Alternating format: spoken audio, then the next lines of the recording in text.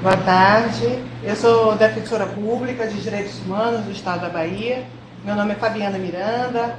Obrigada por estarem assistindo esse evento, Diálogos Intercambiantes, para falar sobre reflexões sobre a política sobre drogas entre 2010 e 2018 com o professor Antônio Neri Filho, o professor João Mendes e o professor Rafael Oeste, que está lá em Pernambuco nos assistindo e que vai participar do nosso evento.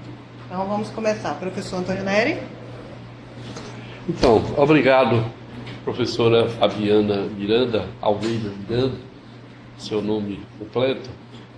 Nós estamos iniciando uma atividade, eu diria, original, pelo menos para nós, no sentido de dialogar com colegas fora da Bahia, dentro desta proposta que nós denominamos de diálogos intercambiantes. Portanto, será uma conversa entre pares, com experiências diversas, mas que nós precisamos, antes de passar a palavra a Rafael West, que é nosso colega pernambucano, nascido na Bahia.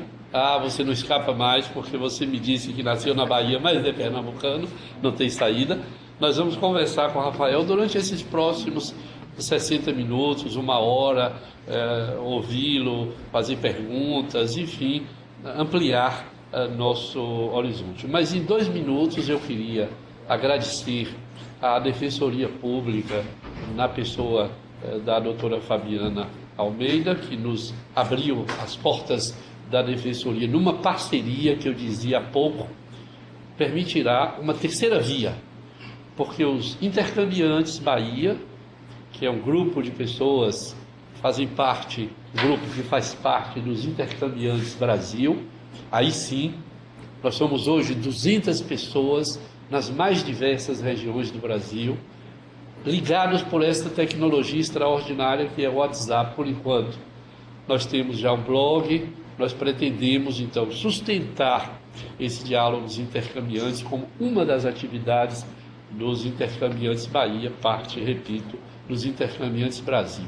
E nós escolhemos por uma questão de afeto, mas também da sua competência, da sua importância, do seu trabalho no Brasil, em particular em Pernambuco, com o projeto Atitude, que eu vou pedir a ele que nos diga um pouco no futuro o que foi essa experiência. Nós decidimos conversar com o Rafael West, e eu hoje pensava, Rafa, esse West, será que você é filho daquele camarada que tinha uma série da televisão que chamava James West? Não, né? Não tem nada a ver com esse West. E eu ia começar então brincando com você, dizendo, mas de onde vem esse West? De dizer boa tarde e pedir que você se apresente, situe essa sua proposta de conversar conosco sobre a política de drogas do Brasil, ou as políticas no plural, aí você já vai poder dizer se isso é singular ou é plural, esta política de drogas entre 2010 e 2018, um período que está cada vez mais complicado na minha perspectiva e na minha leitura. Então, boa tarde. Boa tarde a todos e todas. Primeiro, agradecer profundamente o convite do professor Neri, do Coletivo Intercambiantes, professor João Mendes, Renata Pimentel, a Defensoria Pública da Bahia, a defensora Fabiana Almeida. Muito grato pelo convite. E meu West, na verdade, ele vem lá do Recôncavo Baiano mesmo, Neri.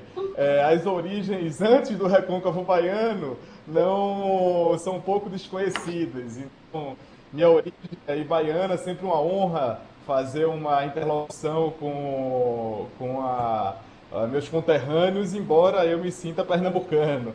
Então, eu penso que a gente pode conversar um pouco, tanto da experiência, das políticas da maneira plural sobre drogas, falando um pouco mais da minha vivência prática, seja em Pernambuco, seja quando estive também em Brasília, na Senad, e a gente poder dialogar e conversar os desafios, o que é hegemônico e o que é uma contracultura nesse processo todo também. Tá bom? Ok. Você tinha me dito que queria fazer uma breve introdução do seu trabalho, dessa experiência. Eu acho que seria interessante para, digamos, iniciar esse diálogo, nos inspirar a algumas perguntas, porque eu mais adiante vou lhe dizer que eu dividi esses últimos anos de minha vida de trabalho, que são 30, em décadas. Eu dividi em 85, 95, 95, 2005, 2005, 2015. E eu chamei essa década de 2005, 2015 a década perdida, porque eu acho que o que nós estamos vivendo hoje em termos de retrocesso tem a ver com uma década que nós achávamos que tínhamos ganho, a década terceira, mas não tínhamos. A primeira década, Rafael, eu chamei de década heróica. Nós implantamos uma nova clínica, viramos de cabeça para baixo toda essa história que tinha aqui. Em 1995, eu diria a você que eu chamei a década da prevenção. A AIDS nos assolou, a gente inventou o consultório de rua, fomos para a rua trabalhar com os usuários de drogas injetáveis. Mas a terceira década, nós achamos que já tinha, eu pelo menos achava que tinha ganho a guerra, que nós não teríamos mais o retrocesso de tipo internações compulsórias, que nós não íamos ter uma redemonização das drogas, que nós não íamos ter uma nova droga como o crack, que alguns querem que supere o álcool em seus efeitos e em sua importância, coisa que eu não concordo. Então, quando você propôs discutir as políticas brasileiras de 2010 a 2018, eu digo, vai pegar um pedacinho da minha quarta década, que eu tenho chamado década da ética, e da terceira década, que eu chamei de década perdida. Então, eu acho que seria interessante você nos situar e se situar nesse período de 8 anos que você propõe, 2010 a 2018. O que você andou fazendo, o que você andou pensando, para a gente dialogar um pouco? Tá, vamos lá. Vou falar alguns minutos, você vai controlando um pouco e a gente vai abrindo para conversar. Olha, eu acho que da mesma forma que você foi construindo as décadas a partir do seu movimento de trabalho, eu acho que eu tenho feito um pouco isso. Então, na minha experiência de trabalho, eu me recordo em 2010, onde eu estava, e trazendo esse panorama, acho que a importância é a gente situar um pouco essa década de 10, com tantos elementos que eles tiveram, que houve nesse período, tanto para a gente pensar estratégias de uma nova década que pode surgir de uma maneira pautada numa base de fato consolidada para modificar a política de drogas na perspectiva de direitos humanos. Mas em 2010, eu me recordo, eu estava nessa época trabalhando com população em situação de rua em Recife, já lembrando e já me inspirando em consultórios de rua ou na história da reforma psiquiátrica que a gente vinha tendo em Recife, na história da saúde mental de Recife, enfim. Aí estava com 3 equipes de população, trabalhando com população em situação de rua em contextos de territórios com grande potência de violência. Esse era meu dia a dia, todos os dias em locais ou dentro de comunidades ou nas ruas, principalmente em cenas de uso, naquela época entrando cada vez mais o consumo, a relação de uso no ambiente da rua, principalmente nas discussões de consumo de crack.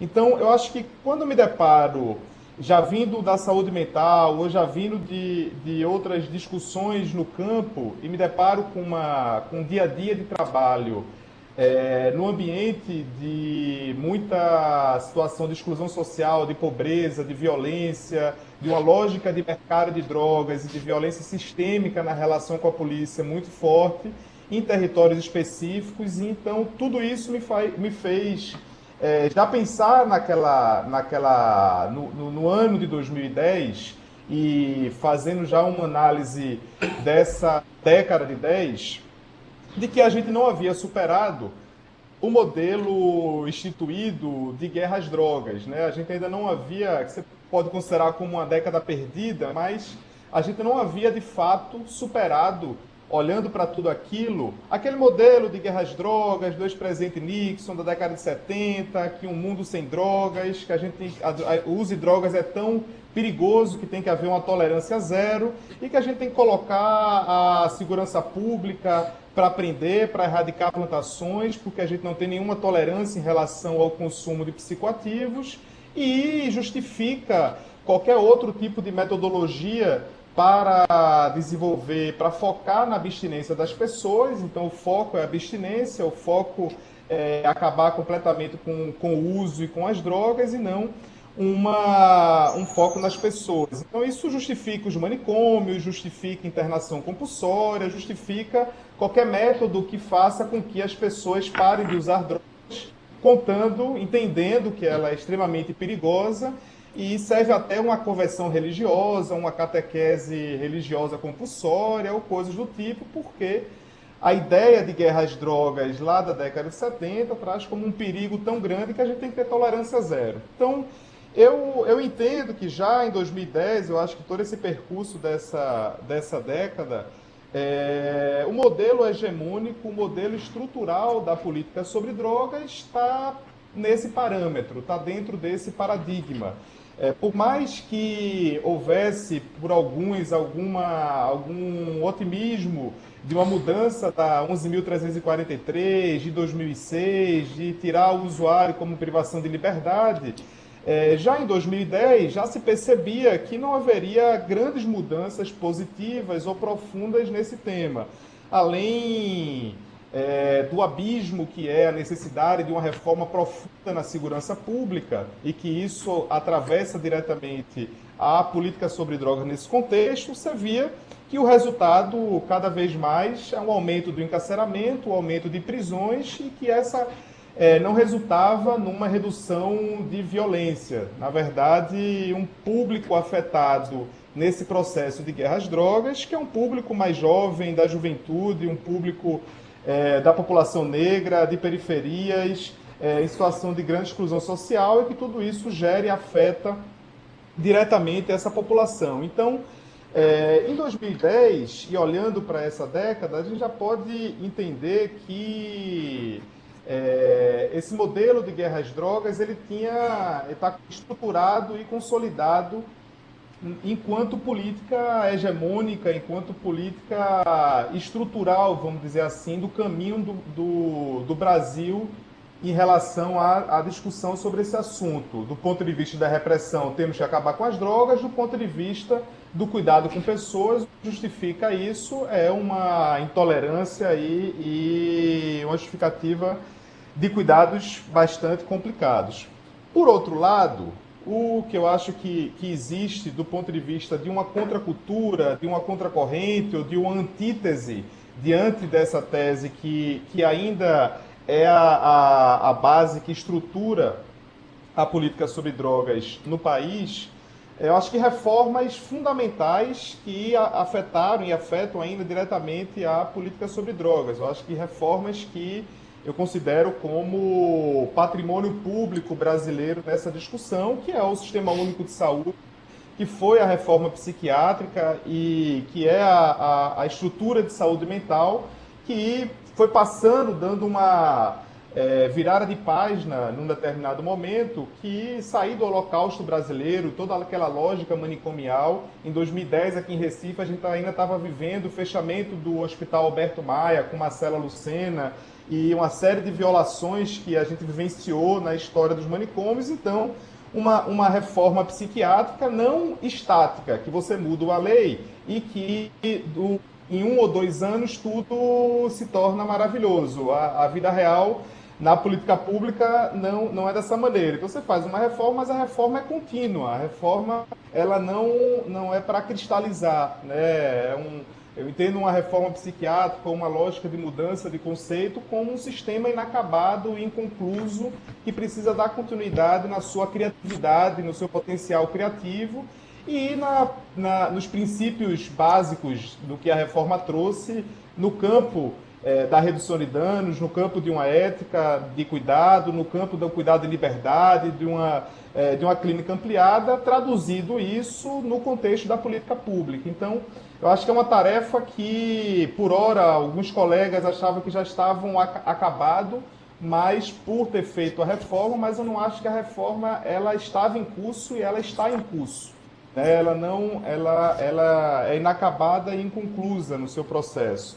E também eu destacaria o Sistema Único de Assistência Social, o SUAS, como sistema de proteção social, de garantia de direitos para populações mais vulneráveis, que aponta para uma lógica de integrar uma proteção social brasileira no campo dos vulnerados, né? Aprendendo com o querido Nery. Então, eu acho que, dentro desse contexto, olhando para a década de 2010, ainda que precipitado, mas olhando para o contexto em que eu vivia em 2010, esses dois pontos me tocavam muito, porque de um lado você tinha um abismo na segurança pública, a necessidade de reforma profunda, uma política hegemônica, de uma política sobre drogas nessa lógica de guerra às drogas, mas por outro lado você havia dentro da política pública ou dentro de espaços que influenciam essa discussão, mudanças ocorrendo, né, numa antítese, numa contracultura, numa contracorrente, reformas ocorrendo, e aí principalmente o protagonismo da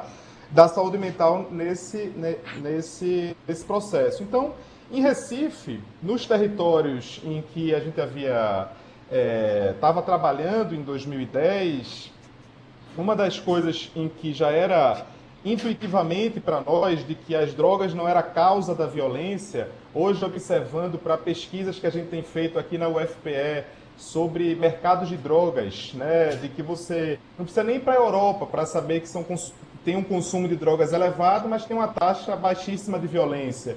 Mas olhando para um contexto nordestino ou pernambucano, em que você tem um histórico de taxa de homicídio altíssimo, um dos maiores no processo do Brasil, por exemplo.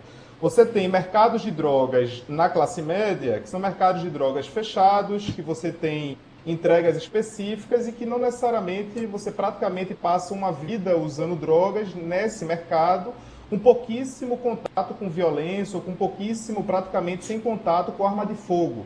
Quando você olha mercados de drogas em outros territórios, geralmente são mercados abertos, com públicos variados, e que você tem uma relação sistêmica entre mercado e intervenção policial que gera toda uma violência sistêmica nesse contexto. E se a gente for olhar mais a fundo, que é uma pesquisa que a gente tem feito no recém-criado Observatório de Políticas sobre Drogas aqui da UFPE, a gente tem percebido que mercados de drogas que são organizados, por exemplo, com famílias tradicionais organizando aquele mercado, aquele tráfico, ele tem tido menos violência e bem menos histórico de homicídio do que mercados que são organizados por organizações juvenis, que geralmente tem um processo de conflitos muito maiores nesse desenvolvimento do mercado de drogas. Então, isso trazendo uma pesquisa recente e olhando para várias pesquisas nesse ambiente, mas em 2010, observando para tudo isso, eu estava num atendimento no dia a dia nas ruas e era muito difícil, porque foi uma das primeiras vezes que eu comecei a ir para cemitério, ver jovens que eu estava atendendo sendo assassinados. Não era brincadeira, né? Uma dívida de R$1.000, uma situação dessa, todos...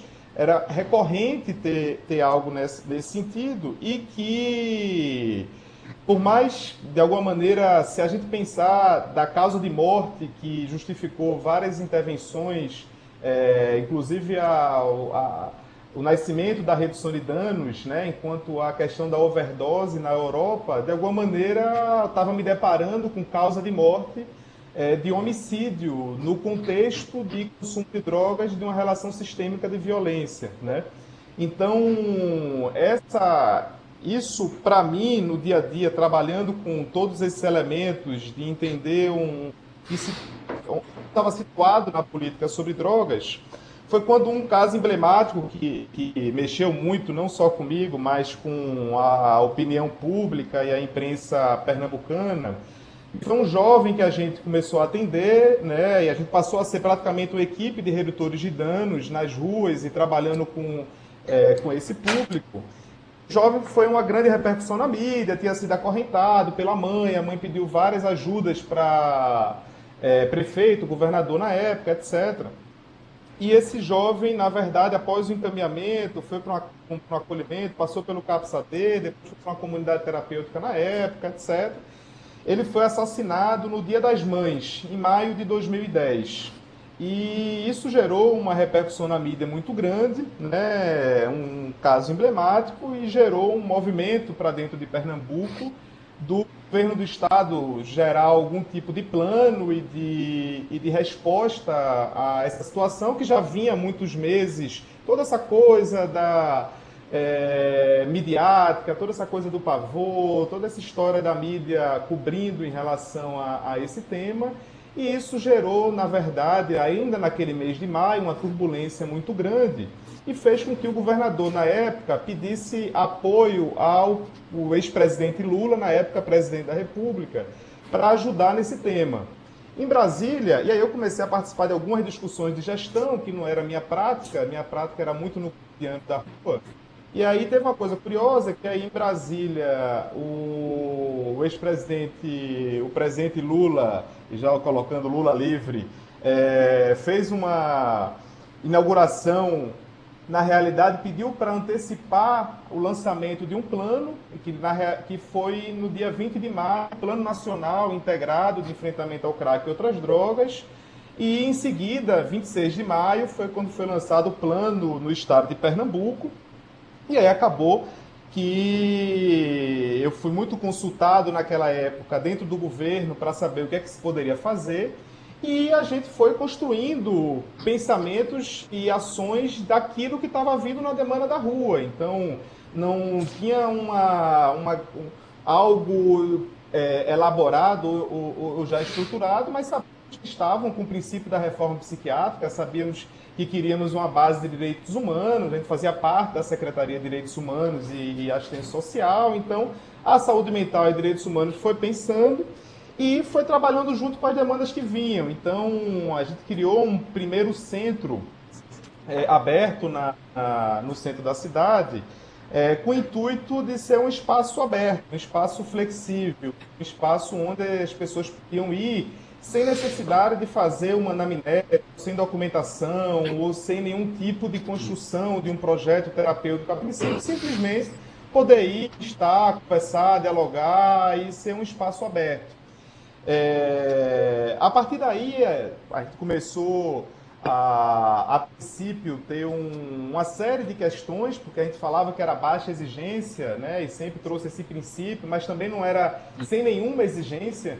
Então, não podia entrar de arma de fogo, não podia entrar não podia praticar a violência física lá dentro. Então, alguns acordos de convivência foram sendo feitos. E ainda em 2010 a gente foi aprendendo como lidar com aquilo, como é que poderia surgir algo nesse contexto. E aí foi o que, em 2011, foi quando, a partir daí, a gente foi montando uma estrutura do que é o Programa Atitude, que foi lançado em 2011, né, o Programa de Atenção Integral aos Usuários de Drogas do Governo do Estado de Pernambuco, que naquela época já veio numa estrutura bastante robusta. Então a gente saiu daquelas 3 equipes que estavam de rua circulando na região metropolitana.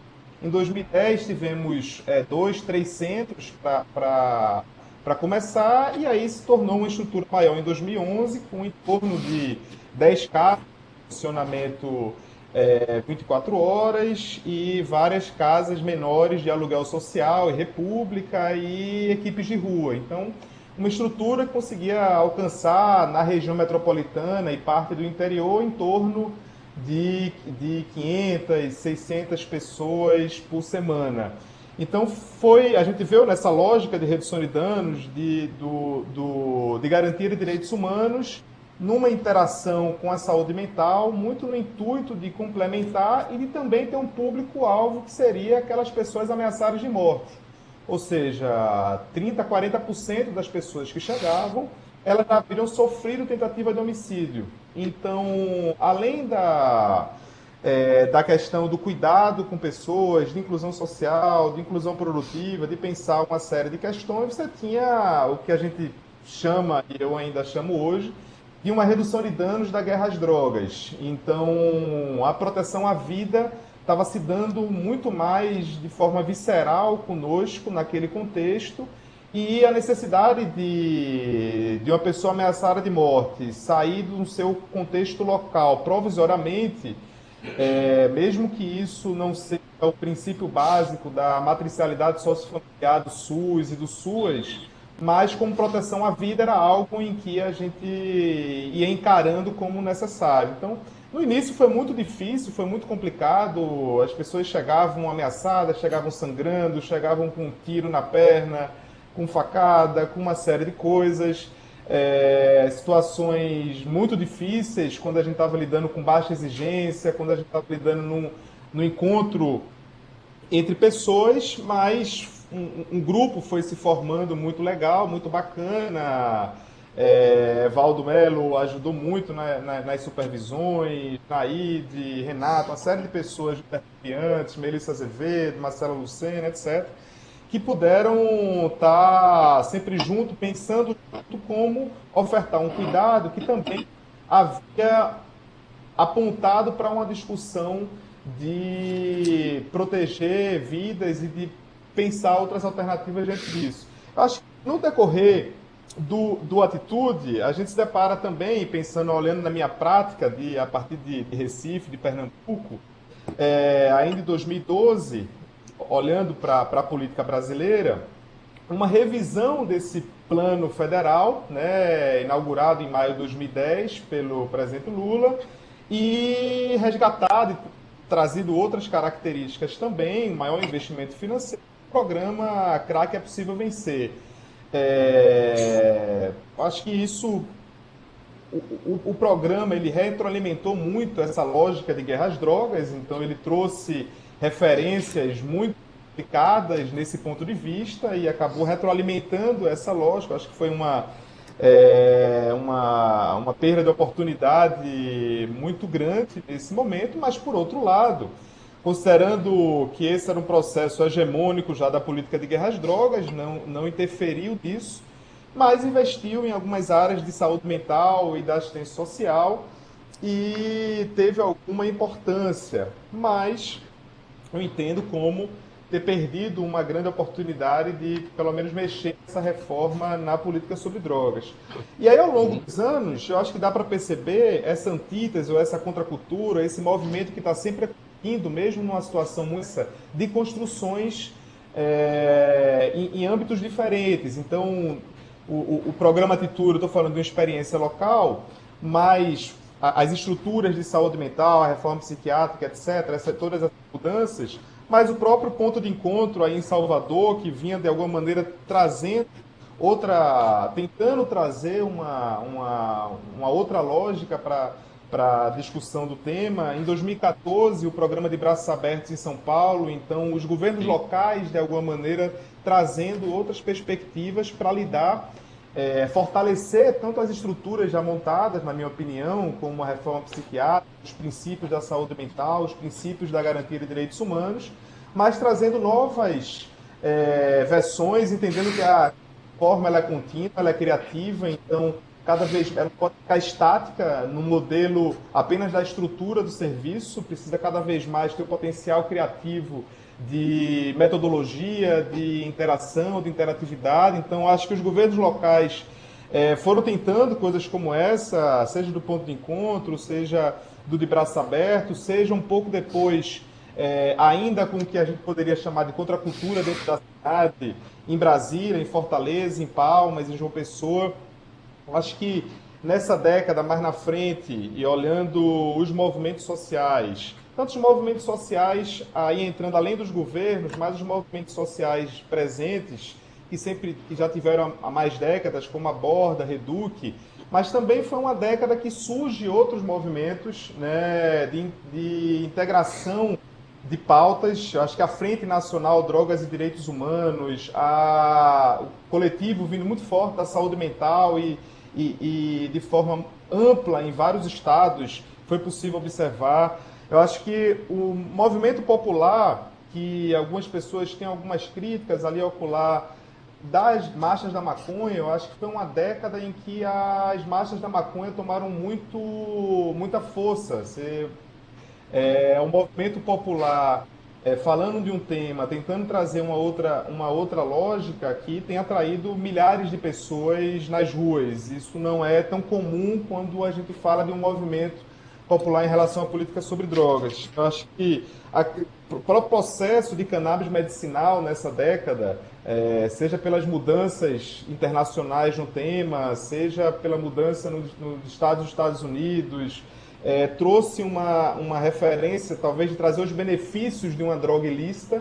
A gente fala muito pouco sobre quais os benefícios desse consumo, seja para a questão pessoal, ou seja, na cannabis medicinal, por uma questão farmacêutica de uma série de doenças. Eu acho que dos movimentos sociais ainda, o debate de interseccionalidade foi algo muito presente na nossa década e que surge uma série de movimentos nesse campo, seja um bloco de feministas, antiproibicionistas, seja a própria iniciativa negra por uma nova política de drogas, seja um movimento de debate sobre isso. Eu acho que é importante considerar a plataforma brasileira de políticas sobre drogas, sendo algo talvez mais focado numa região de atuação mais do Sudeste, mais um coletivo de entidades importante que traz uma pauta também a nível Brasil. O próprio Intercambiantes, né, mais recente, mas que também nasce de um movimento social, de coletivos, de pessoas, de entidades ou de movimentos que tentam fortalecer, na minha opinião, essa contra-hegemonia da lógica de guerra às drogas. As universidades, eu acho que foi uma década super importante. Claro que a gente já tem as referências do CETAD na UFBA, do PROAD na Unifesp, do CEBRID na Unifesp, mas você tem uma série de novos grupos e também de novas universidades públicas. Então, que isso foi fomentando a nível local debates, formação, pesquisa extremamente importante para conceituar conceituar de forma descentralizada, de forma enquanto bloco nacional, né? Não experiências locais. E aí os CRRs, eu acho que os Centros Regionais de Referência, acho que tiveram importância significativa, o Portal Aberta nesse contexto, né? O próprio Projeto Redes, que eu tive a alegria de, junto com o Leon, lá em Brasília, a gente poder estar tocando uma lógica de articulação intersetorial nas políticas públicas, fazendo uma liga numa perspectiva de direitos humanos e trazendo uma contracorrente, ou pensamentos de novas formas de prevenção, que foi sendo pensado no ambiente da saúde mental da Senado.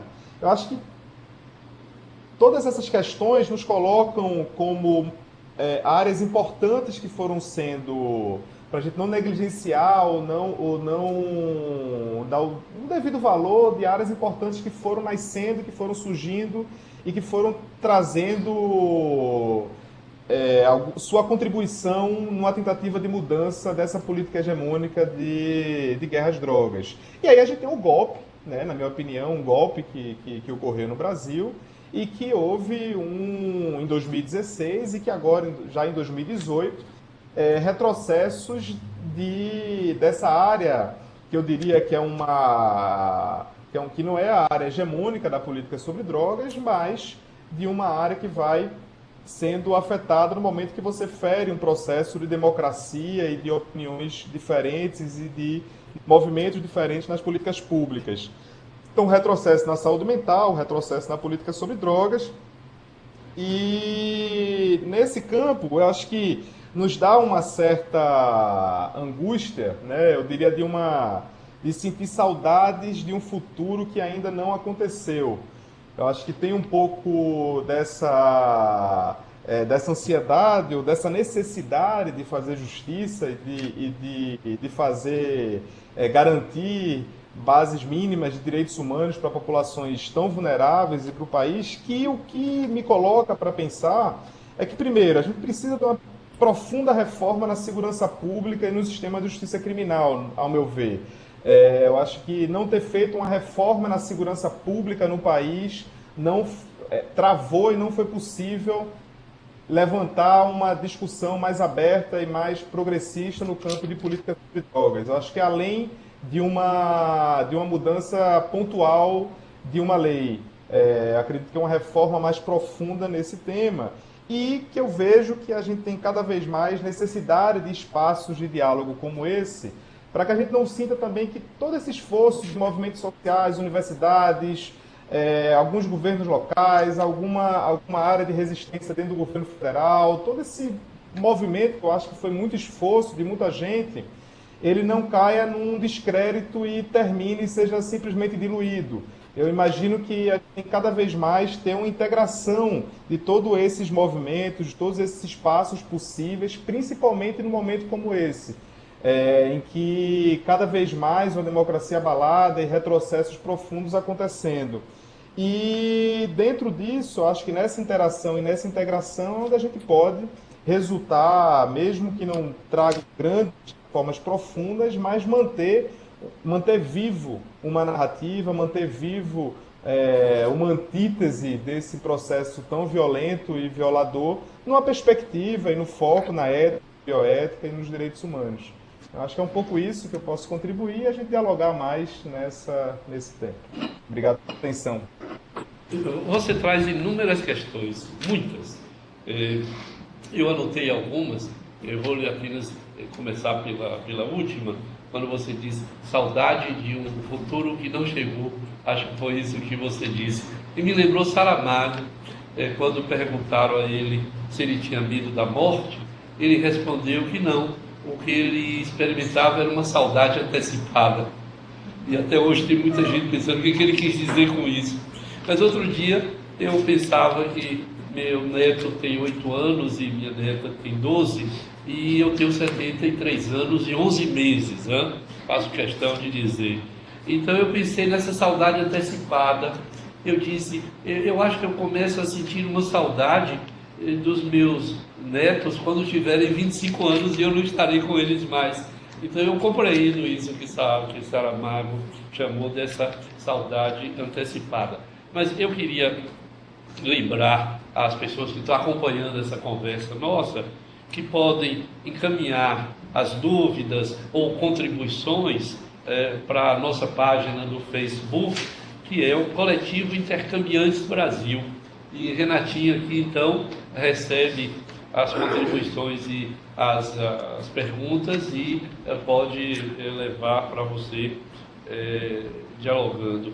E nós temos uma pequena plateia aqui, Douta, eu não sei se alguém tem alguma pergunta que quisesse ele encaminhar, para ter a imagem é preciso vir aqui, mas o áudio é possível ouvir a questão. Então, se alguém tiver uma questão, Mônica, nossa colega, acho que é bom dizer o nome, então vir aqui, eu não sei qual é o espaço que você seria vista, mas chega aqui, Mônica, então eu acho que é ali, isso, e aí depois de Mônica, outros, e eu tenho umas 2 ou 3 coisas para colocar para você também, mas depois. Então, Mônica Nunes, você se apresenta, tá. 30 segundos. Tá. Eu sou Mônica Nunes, sou professora do Instituto de Saúde Coletiva, psiquiatra e sanitarista, e trabalho também no campo da saúde mental, com um núcleo de pesquisas. E, assim, muito interessante, Rafael, esse resgate, um resgate histórico esperançoso. Eu acho que é muito necessário ver, de quanta solidez também foi feito esse tempo, a despeito da coisa que nos angustia muito, que é o risco de um desmonte muito rápido, que a gente está flagrado aí com um desmonte que é muito veloz e atroz. Então, assim, a minha pergunta, que eu acho que vai para você que está principalmente falando, mas evidentemente também para a mesa, é a questão que a gente tem falado muito, que esse desmonte tem uma base muito forte econômica, Então, assim, há interesses econômicos poderosos em destruir o SUS, destruir as políticas de proteção social, e evidentemente que no campo das drogas, a gente pode dizer que interesses podem vir tanto em desmontar aquilo que protege, quanto em se aproveitar, em lucrar, com aquilo que de alguma forma é produtivo nessa perspectiva no campo das drogas. E aí a gente está falando inclusive das prisões e do encarceramento em massa, que a gente sabe o quanto o encarceramento em massa é e será ainda mais lucrativo, mas eu acredito que também vocês que conhecem bem mais do que eu do campo AD, poderia pensar também, não é, como é que se rearticulariam essas comunidades, quer dizer, pensando que o projeto da redução de danos, o projeto de proteção, é um projeto muito mais numa outra direção, numa direção de organização de territórios para fazer face a uma violência, né, uma violência que atinge muitos. Então, é um pouco nessa direção, assim, a gente está falando de tempos de neoliberalismo selvagem, né, a volta da selvageria, quer dizer, mais até de um avanço só do neoliberalismo, mas um neoliberalismo sem regras, né, e um neoliberalismo entreguista. Então, eu queria escutar um pouquinho vocês a esse respeito, tá? Muito obrigada. E aí, Rafael?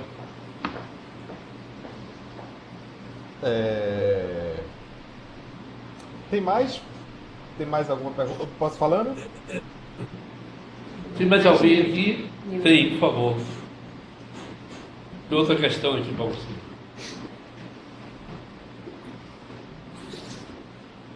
Rafael, eu me chamo Nilton, tá visualizando? Sim. Sim. Me chamo Nilton, eu sou médico, psicanalista, não tenho familiaridade com o tema, mas interesse. Então é pergunta de neófito no tema. Na verdade são duas. A primeira é se esse conjunto de referências que você trouxe tem algum país de contexto socioeconômico assemelhado ao nosso, onde você possa ter recolhido alguma experiência institucional mais estruturada e duradoura que possa servir como uma referência de política de Estado? É a primeira pergunta. E a segunda pergunta, que tem a ver com a importância que eu percebi escutando a sua fala, de se transformar iniciativas conjuntas, ainda que articuladas, em uma efetiva política de Estado que possa estar, se não imune, ao menos mais firme pelas transições político-eleitorais dos governos. Então, de alguma maneira, o SUS particularmente e a reforma de saúde mental, apesar de avanços e retrocessos, se consolidou no país como uma política de Estado. E de que maneira que os defensores dessa referência, vocês, de movimentos que conjugam o mesmo pensamento paradigmático, têm como modelo propositivo nessa direção, a nível de legal, marcos legais, que possa dar um passo mais consolidado nessa direção, dessa política tal como vocês acreditam? Então são duas questões. Uma em relação à referência internacional e a outra nesse sentido de como transformar em política de Estado.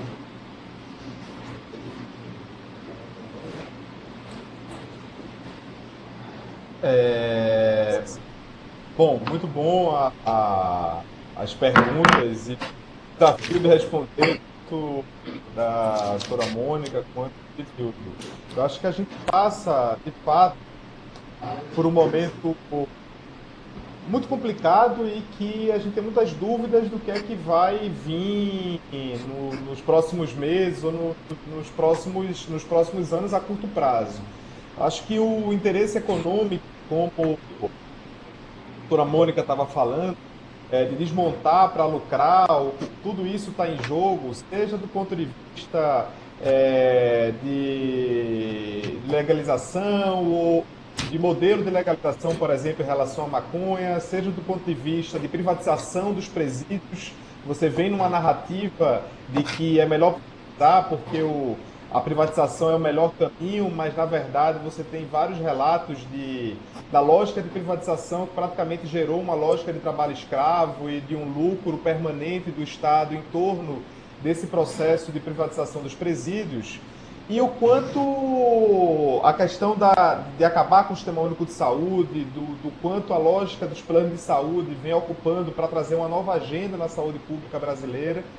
Isso, sem dúvida, é de uma força tão grande, tão violenta, que só nos coloca a necessidade de ter uma maior interatividade em campos que dialogam de diferentes formas, bem além da política sobre drogas, mas considerando um olhar para o país de maneira mais coletiva, né? Eu acho que a gente tem toda a lógica da União da América do Sul, a lógica do BRICS, da uma nova economia mundial, a gente é a terceira jazira de petróleo do mundo, pré-sal, tudo isso é descoberto e tudo isso tem uma intervenção muito forte numa lógica internacional de base norte-americana, e isso vai mexendo com o Brasil de uma maneira que vai entrando em todas essas outras escalas economicamente de potencial menor. E a única solução que eu diria, não sei se solução, mas uma força coletiva cada vez mais ciente sobre isso, para que possa minimizar as intervenções que vêm ocorrendo internacional, com a lógica de mercado financeiro internacional no nosso país, que vai muito além de discussões mais pontuais que, por hora, a gente acaba fazendo nas nossas políticas públicas mais específicas. Então, acho que precisa entrar num olhar um pouco mais amplo, de uma narrativa mais macropolítica necessária, para tentar diminuir um pouco toda essa intervenção que vem ocorrendo no país, na minha opinião. E eu acho que Nildo, referência de outros países, eu acho que eu não diria que, na minha opinião, não tem um modelo pronto ou único a ser seguido, mas tem várias coisas interessantes, seja a nível Europa, seja olhar para a experiência em Portugal, seja olhar para a experiência de prevenção à violência dos municípios na Colômbia, de Medellín, de Bogotá, seja olhar para a recente mudança no Uruguai, seja observar para países que estão tentando sair, né, dessa política hegemônica que está muito estruturada nas bases internacionais, e como começar a apontar para transformações nesse campo. Eu acho que a própria Nações Unidas, com a UNGAIS em 2016, já vinha apontando com a necessidade de ter alguma mudança do ponto de vista de orientação internacional nesse sentido. Então, eu traria mais assim, e já respondendo que um passo mais consolidado é que a gente vai precisar cada vez mais ter uma potência intersetorial na discussão sobre os diversos temas que violam direitos, sobre os diversos temas importantes no campo do desenvolvimento do país, né? Com uma interação mais forte entre as universidades, entre os movimentos sociais. Às vezes a gente, enquanto movimento social, tem uma pauta específica, mas não dialoga ou não percebe a interseção que existe as pautas, a interação e a força integrativa dos movimentos sociais. Todos esses campos eu acho de fundamental importância para que possa diminuir o efeito colateral de uma intervenção internacional, de desmonte e de não fortalecer o quanto seja possível, né? Rafa, João Mendes quer falar com você. Olá, Rafael. Boa tarde. Então, Rafael, eu vou jogar um pouco de pimenta aqui na conversa, porque a combinação tinha sido de ser um diálogo e cabe às antíteses, às provocações, problematizações. Nery segmentou 3 décadas e 3 momentos diferentes, e você fez um trabalho muito cuidadoso de pegar a última década e dividir em pelo menos 3 partes. A primeira parte ali até 2010, quando o Lula faz aquela comissão intergestores. A partir de 2012, com o lançamento do plano CRAC é possível vencer, que a gente estava lá, você estava lá também, e a gente já começou a criticar desde o slogan do plano. Não deveria ter sido o CRAC, poderia ser política sobre drogas, mas não necessariamente o CRAC como o carro-chefe de uma política de Estado. E um terceiro momento com um recuo muito significativo aí a partir do governo Temer. Mas é muito interessante a sua análise, porque acho que o caminho é por aí, é de ver onde a gente avançou, onde houve recuo, mas qual foi o saldo desse processo todo, né? No mesmo tempo em que a gente tem recuos em relação à política, por um lado, é o momento em que alguns movimentos sociais vão se tornando cada vez mais abrangentes no país inteiro, um conjunto de ações vão sendo fomentadas, né, seja nas universidades ou fora das universidades, como você situa. E eu acho que essa reflexão ela é importante porque nos tira daquela posição de achar que perdemos tudo. A gente perdeu algumas coisas, e esse é um campo em disputa aberta, e não é de hoje, né? Tem uma análise que a Miriam, lá de Minas Gerais, faz, é que é preciso reconhecer que o movimento progressista, no campo da saúde mental de uma forma mais ampla, e também em relação à política sobre drogas, se tornou hegemônico durante 30 anos. Ao longo de 30 anos, a gente foi dando as coordenadas em relação à composição de redes, aos fundamentos de um discurso aí. E acho que é muito importante reconhecer que houve essa disputa e que o campo agora está sendo disputado pelo outro lado também, né? Ou seja, a gente não perdeu tudo, a gente conseguiu fazer algumas coisas e é um pouco nesse sentido. Disso que foi plantado. O que você acha que tem como semente aí que pode ser germinada a partir de agora, nesse momento em que há um contrafluxo, há um movimento de recuo? E toco também na questão que Newton traz sobre as experiências internacionais. Como é que você observa a posição da diplomacia brasileira em relação a esse contexto internacional, embora a nossa conversa seja sobre o contexto brasileiro, mas no momento em que vários outros países têm avançado numa legislação mais progressista, que é o caso do Canadá, agora recentemente. Você tinha citado Uruguai, Colômbia. Se não me engano, dos países aqui do Cone Sul, só o Brasil e Guatemala, que ainda criminaliza o uso individual de cannabis. Os outros países já avançaram em relação ao uso individual, né? Ou seja, como é que a gente está na diplomacia internacional? Eu sei que essa era uma discussão importante lá quando você estava na Senad, e vez por outra isso era tocado, a gente ainda estava muito atrás. E agora, com essa pressão toda, da UNGAD lá da ONU, como é que fica isso? Muito interessante, João, suas colocações. Eu acho que ainda no contexto internacional, é bem interessante um documento em que o Luiz Guilherme, que foi diretor internacional da Senad no governo Dilma, trouxe falando exatamente sobre isso que você colocou, o quanto o Brasil está atrasado na sua legislação de criminalizar ainda o porte para consumo, e elencando apenas o Brasil e, se eu não me engano, a Guatemala como políticas mais atrasadas no Cone Sul. Inclusive fez um documento colocando sobre isso e que é bem importante ser observado. Então a gente continua muito atrasado no debate internacional. Acho que tem um dado interessante, recente inclusive, se eu não me engano esse ano, numa conferência que houve, se eu não me engano, em Viena, entre os países falando sobre políticas sobre drogas. É curioso como o Itamaraty, nas suas relações internacionais, percebendo uma série de mudanças e uma mudança porque essas coisas são muito delicadas, é uma vírgula num tratado internacional, fala toda a diferença, né? Não é no nosso ambiente aqui de discussão.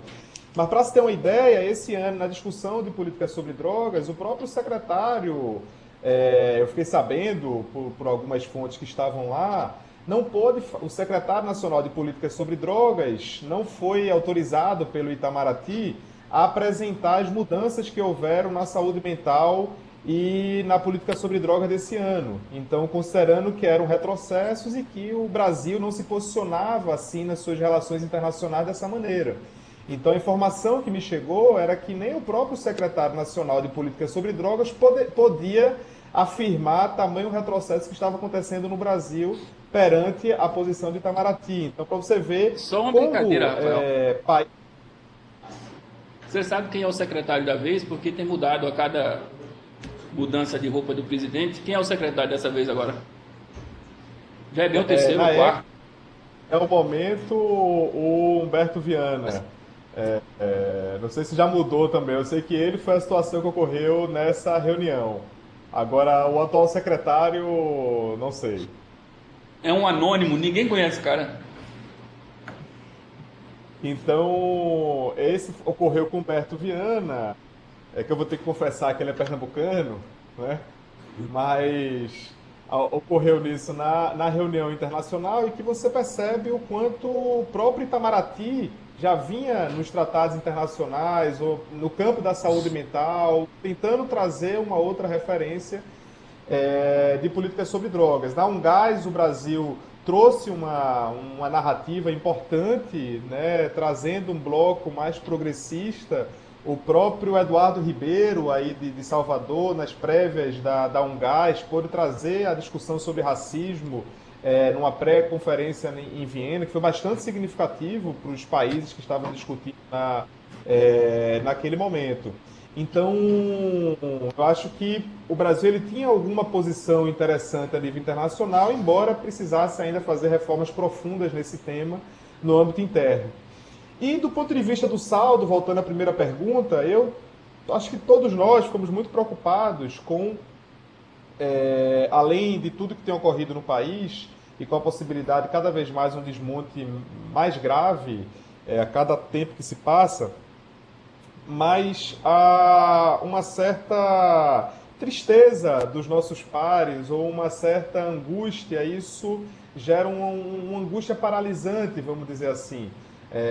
As pessoas que já construíram tanta coisa, que já fizeram tanta coisa, que já trouxeram debates, discussões em diversas áreas de forma tão importante, já mexeu na mente e no coração de tanta gente, né? Então, que a gente precisa cuidar, interagir, entender que houve um saldo positivo, que a gente nunca perde tudo, né? A gente sempre tem a reflexão que está dentro da gente, sempre tem um pensamento que está conosco, sempre tem uma série de mudanças concretas e de reflexão que foi feito e que eu imagino que o que pode fazer é tentar animar um pouco mais todas essas referências, tentar interagir mais, dialogar mais, que isso vai criando uma força para enfrentar o que for possível nessa conjuntura toda, né? Rafael, tem um colega nosso de Minas que agora está no sul da Bahia, em Porto Seguro, o Enio Rodrigues, e ele quer fazer uma intervenção. Não sei se você o conhece. Enio. Rafael, tudo bem, Rafael? Então, meu nome é Enio, eu sou psiquiatra, eu sou professor de um curso, já fui professor de um curso de medicina durante 10 anos, ainda continuo a conexão com a residência em psiquiatria na rede SUS em Betim, para formar novos psiquiatras para a rede pública, fora do aparato hospitalar. E recentemente eu estou numa universidade no sul da Bahia, ensinando alunos no bacharelado em saúde, em Porto Seguro. Então, a questão que me ocorre hoje, eu vou tentar resumi-la para você. Vamos pensar nessa questão de um retrocesso que você localiza, e nesse retrocesso ele dá um passo para trás, né? Obviamente ele trouxe aí um passo para trás. E a gente, essa turma que você milita, que é a mesma que eu, a gente tenta resistir a isso, né? Aí eu fico me perguntando se a coisa não é dialética. Quer dizer, a gente dá um passo para trás, nós não quisemos dar esse passo para trás, mas um passo para trás parece que foi feito, que está aí dado. Então, quer dizer, como é que nós vamos utilizar desse passo para trás como um processo de resistência ou um processo também em que a gente possa olhar para o que fizemos e como que nós vamos ensinar as pessoas que estão aí nessa pausa, né, que eu estou entendendo esse retrocesso como uma pausa também, para a gente refazer, como se fosse um refazimento dessa coisa, para que a gente possa ensinar pessoas a continuar esse processo para a gente dar um passo para frente. Então, eu tenho algumas questões assim. É como no processo da reforma psiquiátrica, é como que ela avançou, mas ela sofre hoje uma própria questão que ela pouco valorizou, que foi a formação das suas pessoas. A formação dos seus trabalhadores e de novos trabalhadores, que para nós que estamos com 50, 60, 70 anos, a gente está indo, né? Assim, e que turma é essa que vai ficar? Aí eu fico preocupado, porque a gente fica num debate de avançar. Avançar, hoje eu entendo que é dar a mão para um menino, uma menina, um estudante, um universitário, que não sabe de nada disso. Não sabe de nada de reforma, não sabe de nada de política sobre drogas. Que estratégia que a gente vai fazer para capacitar essas pessoas para que elas, daqui a 5, 10, 15 ou 20 anos, elas possam, a partir desse retrocesso, de recompreender esse retrocesso, que elas possam dar um passo para frente. E um passo, talvez, bem consistente no sentido de estudar essas políticas, o porquê desse retrocesso, o que fizemos, o que somos capazes de fazer, o que faremos. Aí eu estou com essas questões, assim, que estratégias que a gente vai utilizar para isso? Né? Que público a gente quer atingir? Precisamos formar pessoas para esse enfrentamento? Como? E aí, só para finalizar, como? Porque eu fico pensando que no campo dos saberes, e eu trago isso na minha formação, na minha tese de estudos, por que o campo dos saberes responde de uma forma tão tradicional a problemas tão impossíveis?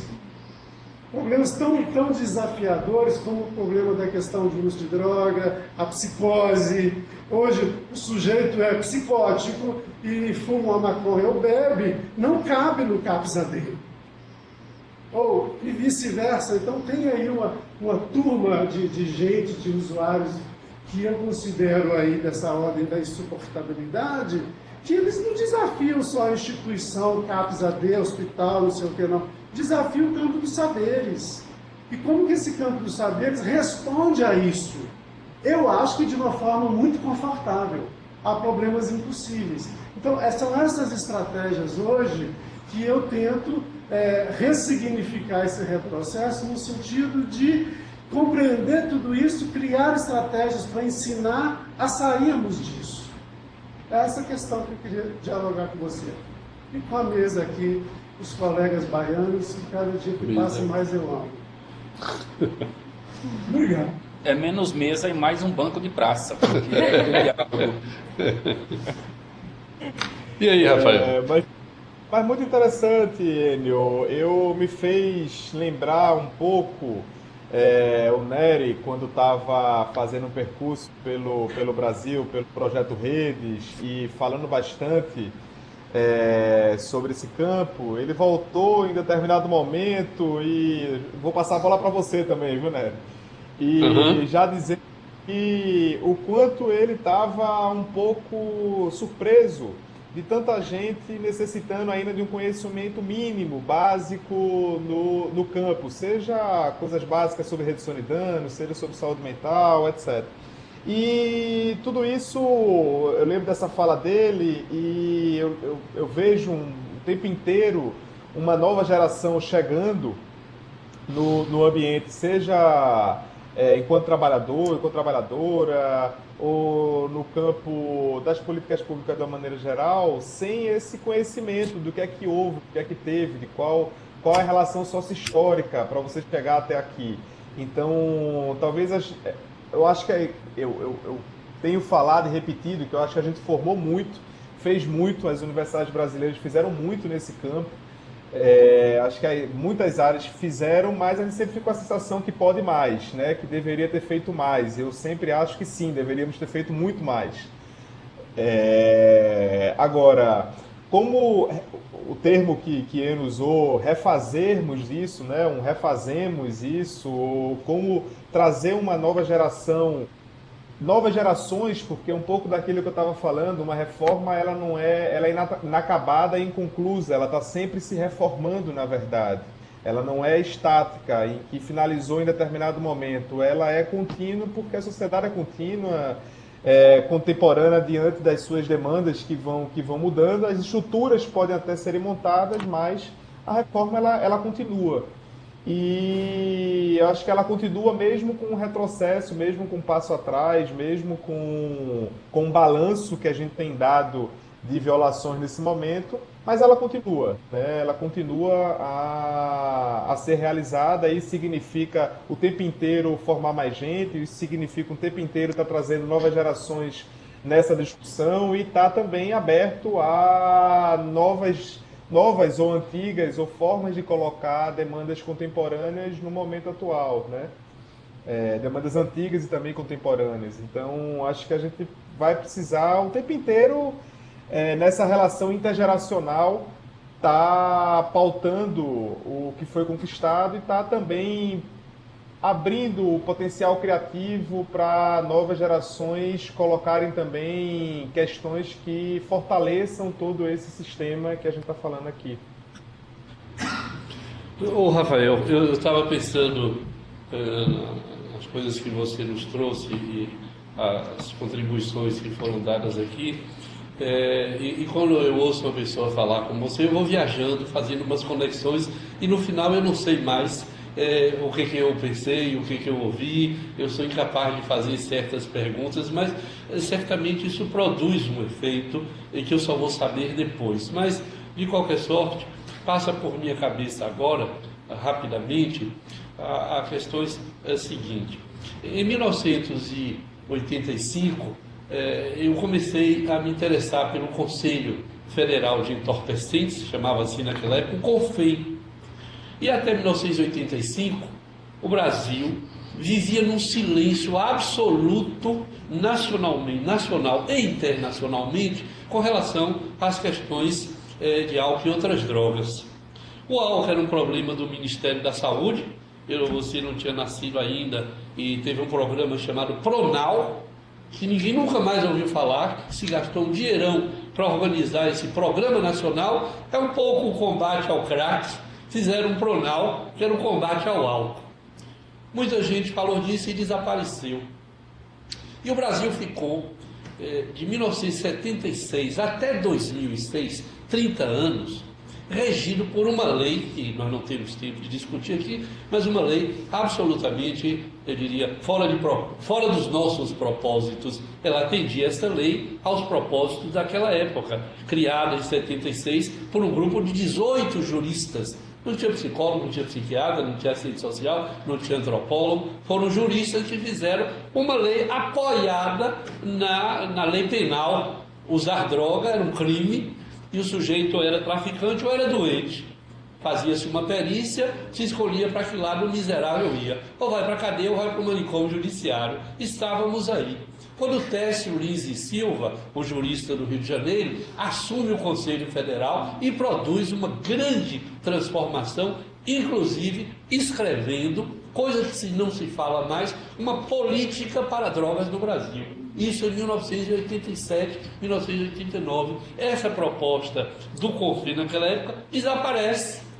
Nós não ouvimos mais falar, só mais tarde com Luiz Matias Flack, do Rio Grande do Sul, que soube que foi demitido em 2006, porque os jornais disseram que Fernando Henrique Cardoso havia anunciado a primeira política de drogas para o Brasil. Quer dizer, o samba é um samba de crioulo doido, e a gente vê como as coisas se passam. Mas, de qualquer sorte, o que eu estou querendo dizer é que, na minha perspectiva, nós temos uma dimensão política. Criação de uma lei, mudança de artigos. Eu diria que há um campo legal nesse sentido, que fez efeito, que produziu efeito sobre o nosso trabalho durante muitos anos.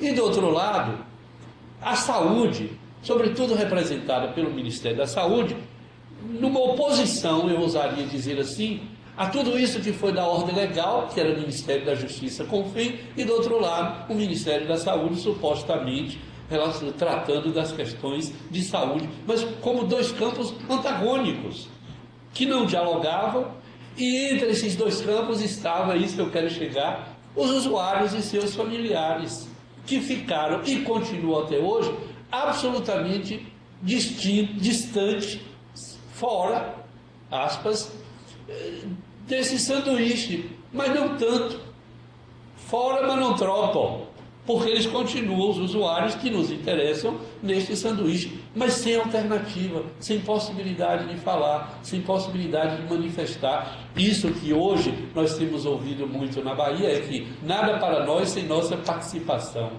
Então eu queria trazer para você isso, de que quando eu penso na década perdida, eu não estou pensando numa década perdida no sentido depressivo, perdemos. Eu chamo de década perdida para que nós possamos pensar o que fizemos, o que deixamos de fazer, o que ganhamos, o que deixamos de ganhar. Porque eu reconheço que hoje, politicamente, nós estamos numa situação absolutamente desastrosa. O CONAD, Conselho Nacional de Entorpecentes, dirigido por um dono de comunidades terapêuticas, que acha que redução de danos é uma anomalia, é um engano. É uma pessoa que disse outro dia que nós precisamos voltar a Pavlov, porque quando o usuário vê a droga, ele saliva. Você pode pensar numa coisa, transformar os usuários em cães de Pavlov. Vê um pacote de maconha, saliva. É assim que os humanos trabalham, vivem e funcionam? Uma pessoa desta dirige hoje o Ministério da Proteção Social, se não estou enganado, e Agricultura, e leva este CONAD nesta direção. Que direção? De que é preciso internar compulsoriamente, quer dizer, faz uma nova lei. A internação compulsória era para aqueles que colocavam a sua vida em risco ou de outra pessoa. Não, agora o fato de usar uma droga, maconha ou crack, torna o sujeito incapaz de decidir sobre sua vida e, portanto, ele é internado por uma periculosidade reinventada. Nós estamos diante de uma coisa desse tipo. Nós estamos voltando à manicomização, se existe essa palavra, voltar à criação, a fortalecer os manicômios, retirar dinheiro do SUS para colocar em comunidades terapêuticas e o SUS se tornar subsidiário de comunidades terapêuticas, porta de entrada para a comunidade terapêutica. Quer dizer, nós estamos diante disso, mas isso está acontecendo agora. Quando eu digo década perdida, é para dizer o que deixamos de ver, o que deixamos de fazer, como nós podemos tomar conta do que fizemos, chamando de década perdida, porque no fundo, aí eu sou muito ingênuo, confesso minha ingenuidade, eu não esperava que nós tivéssemos um retrocesso, como disse ele, um passo atrás desta natureza. Para completar, não sei se é uma pergunta, são as minhas considerações a partir de tudo que foi dito, é de que hoje eu estou com meus olhos voltados não mais para a saúde, nem mais para a lei, mas para os direitos humanos. Pensar de que é possível trabalhar, mudar, avançar, reconhecer o que fizemos numa perspectiva dos direitos humanos, com todas as questões e críticas que se possa fazer aos direitos, a essa história de direitos humanos, porque quem escreveu a carta chamada a Declaração Universal de Direitos Humanos, nem todo mundo estava lá, foram os poucos que escreveram, como do mesmo modo a nossa Declaração Universal de Bioética e Direitos Humanos foi escrito por um grupo de pessoas, muita gente não estava lá e que são alcançadas essas pessoas por esta declaração, mas ela está aí e eu acho que nós temos de tomá-la e eu diria, hoje, a minha perspectiva bioética é de que nós possamos convocar ou sermos convocados pelas pessoas que usam álcool e outras drogas, pelos usuários, para que nós possamos construir uma nova possibilidade, não mais a partir da lei, não mais a partir da saúde, que é nosso campo, mas a partir da experiência de cada um que vive nas ruas, usando droga como sintoma e não como causa, ou às vezes até usando droga como uma forma de viver sua vida, de ter prazer e de suportar a vida, porque a vida não é fácil em nenhum momento. De modo que eu acho que a perspectiva nesse instante eu chamo de ética, no sentido de reconhecer. Eu não gosto de dizer dar a palavra, porque é sempre a história de dar.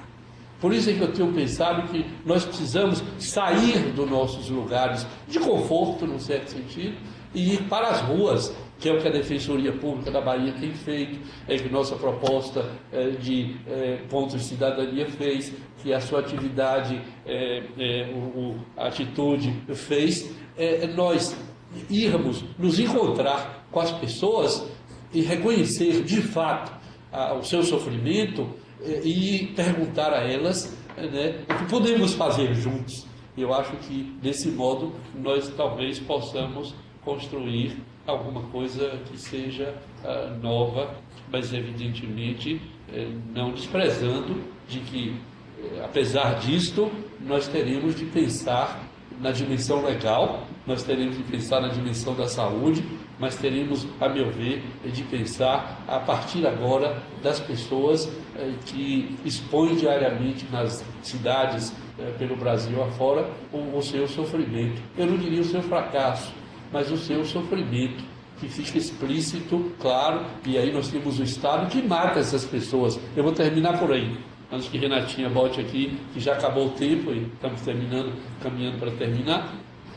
Eu acho que, evidentemente, nós temos de pensar no Estado que mata como solução, né? No Estado que não reconhece essas pessoas, não reconhece, ou melhor, faz um desconhecimento, na minha perspectiva, absurdo.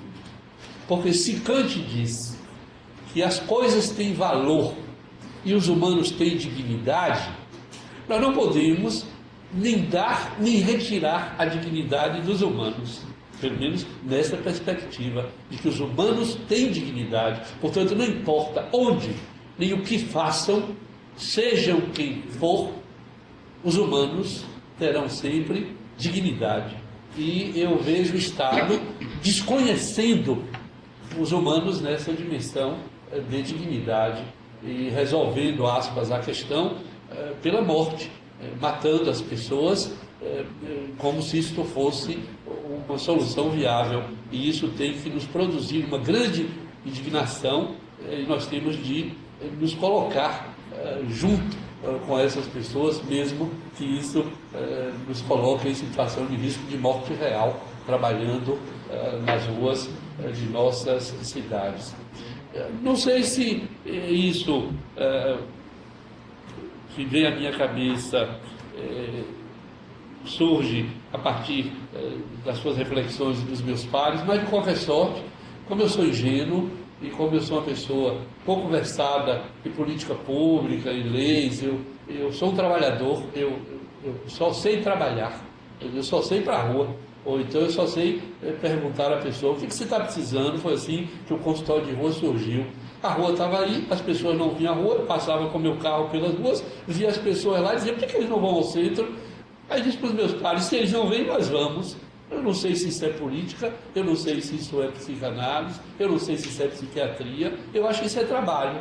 Quer dizer, de ir lá na rua, encontrar com as pessoas, e conversar com elas e construir alternativas, que eu acho que é isso que a gente vai continuar a fazer. Agora, na minha perspectiva atualmente, no que eu tenho chamado de direitos humanos, ética e direitos humanos.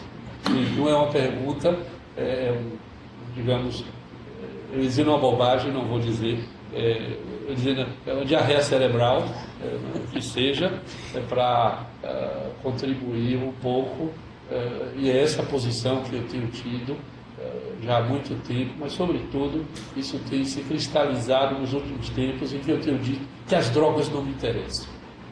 Me interessam as pessoas que usam drogas. Eu não sei se eu posso dizer que as outras coisas também não me interessam, eu acho que tem que me interessar, mas os meus olhos estão voltados sempre para as pessoas e suas vicissitudes, e é a partir daí que eu acho que nós podemos enfrentar o que está aí, construir, refazer, retomar, voltar atrás para fazer de novo e fazer mais, dar um passo atrás para dar um passo para adiante, a partir deste lugar, que é o lugar das pessoas e das suas vicissitudes diante das mais diversas possibilidades. E as drogas estão aí, eu diria, lembrando o nosso velho companheiro Geis Pinheira, muito mais como solução do que como problema, enquanto o Estado toma mais como problema do que como solução. Mas cabe a nós todos dizermos: não, é muito mais solução do que problema. Nisso aí eu lhe perguntaria, para concluir, se você concorda com essa formulação spineriana que eu estou recuperando aqui agora. Eu queria fazer só mais uma provocação bem rapidinho, Rafael, tanto para você quanto para a Nery. Estão me dizendo que faltam 5 minutos. Ele tem 5 minutos para você falar, João, você, Rafa, terminar, não vai ninguém mais aqui. Só daqui a 2 meses nós vamos retomar. Lá no dia 19 de setembro, nós faremos, se for possível, se isso que nós fizemos hoje inaugurar uma outra forma de trabalhar também, nós faremos o segundo diálogo intercambiante, dia 19 de setembro. Mas vamos lá, João. Tá, não é uma provocação, porque igual o menino traquino, a gente lança o problema, sai, corre para ver no que vai dar. Os cirurgiões fazem muito isso. Os médicos cirurgiões são os mestres disso. Hit and run. Batem e correm. Diz, olha, seu marido morreu e sai correndo. Assistente social que resolve o problema. Os médicos Mas a provocação é a seguinte, escutando atentamente todas as contribuições aqui, Mônica fala do desmonte, Enio fala sobre o retrocesso, mas traz também a dialética, e Nery traz a questão da participação das pessoas, dos grupos. Não seria a hora de começar a construir a primeira Conferência Nacional Intersetorial de Política sobre Drogas? Isso não seria a nossa forma de fazer o contraponto em relação ao que está posto aí de retrocesso? Porque o que o governo vem mostrando até agora é que ele desconhece o que é democracia. Milton Santos já tinha dito que o Brasil vive uma experiência de baixa densidade democrática. Então não seria o caso de atacar de forma propositiva, dizendo nós precisamos fazer a Conferência Nacional de Política sobre Drogas. E aí ver quem de fato é fascista ou não dentro desse processo. Eu tenho proposto, talvez um pouquinho antes disso, Rafael, de que a próxima reunião dos intercambiantes tenha esta proposta. Nós seremos apenas 200, mas eu acho que talvez seja viável fazer um ensaio com 200 e discutir por uma nova, ou por uma proposta, ou por uma política de drogas para o Brasil, que nós intercambiantes, 200 pessoas no Brasil inteiro, podem pensar e em seguida talvez caminhar para alguma coisa dessa, ou então fazer talvez mesmo isso, assim como nós estamos fazendo. Será que vai ser possível, a hora dessa, reunir 200 pessoas por essa coisa mágica que eu continuo achando, que é olhar Rafael e ele me ver, eu não sei como que está acontecendo, é uma mágica, um milagre essa história. Será que a gente vai poder fazer uma coisa dessa, nesse sentido de discutir uma política de drogas? Agora, para concluir de verdade, Rafa, eu estava pensando aí, nós somos intercambiantes e no nosso grupo, intercambiantes, não tem usuários, mas eu tenho proposto trazer... Eu sou usuário, né? Você é usuário? Você é usuário. Tá? Quantas drogas eu uso? Ah, sim, mas usuário isso é uma provocação. Eu estou dizendo usuário no sentido de uma droga ilícita, de estar boa. Como? Um Adão da vida. Um Adão que nós vimos lá em Betim. Mas eu vou propor aos meus colegas que nos próximos diálogos nós possamos trazer não é uma boa formulação, convidar usuários que queiram vir, porque eu acho que se tivesse um usuário aqui, teria feito alguma pergunta a você que a gente não consegue, que a gente não imagina, a partir das nossas formulações e leituras, a gente não consegue, nós somos empobrecidos pelo nosso saber, e o saber das pessoas nas suas vidas, talvez eles fizessem perguntas muito mais interessantes do que as que nós eventualmente possamos fazer. Então é isso aí, para suas considerações finais, agradecer logo, né? Dizer obrigado, não é fácil ficar nessa posição de lá vem chumbo e eu não sei o que vem, né? E você se ofereceu a essa experiência inaugural e eu espero que nós possamos, no dia 19, conversar com outra pessoa. Então, já obrigado pela sua generosidade. Tá joia. É sempre um aprendizado estar dialogando com pessoas tão queridas e tão sabidas também nesse campo todo. Eu diria que eu voltaria ainda, pegando a pergunta de João, eu volto para 2010, Nery, quando a gente fez as conferências regionais e a Conferência Estadual de Políticas sobre Drogas em Pernambuco. E que foi um momento extremamente importante de diálogo o ano inteiro. Meio que João pisou no meu calo, porque eu sempre fui defensor muito grande na Conferência Nacional de Políticas sobre Drogas, né? Sempre, em 2010, já com a experiência em Pernambuco de conferência, eu achava que deveria ter puxado uma conferência, e ao longo desses anos a gente não teve. Então eu sou um entusiasta necessário de se fazer, e de se fazer de uma maneira muito cuidadosa em tempos como esse, porque a possibilidade de interferência é muito alta. E aí eu falo desde 2010, Nery, não é nem para refletir um pouco do conceito das décadas que você traz, é mais porque eu vivi muito intensamente de 2010 para cá, sobre esse tema, mesmo que eu tivesse outras experiências anteriores. Então fica mais fácil para mim mesmo, sendo sincero, falar daquilo que eu vivi muito no cotidiano do meu dia a dia. E eu concordo plenamente que traga pessoas que usam drogas, seja a Lampude, a rede latino-americana de pessoas que usam drogas, seja organizações locais. Aqui em Recife, em Pernambuco, a gente tem feito o Fórum Popular Pessoas e Drogas, que é ir na rua, na própria rua, ou num espaço aberto de praça, abrir a discussão com pessoas que usam drogas, em cenas de uso, e fazer uma discussão de qual política sobre drogas que se quer, e está debatendo uma discussão sobre isso. Para mim tem sido uma experiência muito interessante, né? Um fórum aberto, popular, na rua ou em praça, e vai uma equipe e faz um diálogo aberto. De uma vez que a gente participou, teve um coletivo enorme na Praça Pública em Recife, num fórum mais amplo. Então, fez no interior do estado e tem percorrido o estado um grupo intersetorial, não de governo, um grupo de movimentos sociais, com esse intuito de fortalecer, empoderar pessoas que usam drogas. Eu acho fantástico isso que você está trazendo, inclusive de incluir no Intercambiantes, ou de puxar um movimento nesse sentido. E eu só tenho que agradecer, viu, pelo convite, tá? Fazer minhas considerações finais, pelo momento, por a gente estar sempre dialogando, vou estar sempre disponível e vou saindo também com uma série de reflexões que vocês vão deixando aqui na minha mente, dos efeitos posteriores a esse diálogo intercambiante. Então, muito grato a todos, a Defensoria, Renata, Nery, João, e estamos aí, sempre à disposição. Um beijo grande aí para você. Obrigadíssimo, até a próxima. Até a próxima, valeu.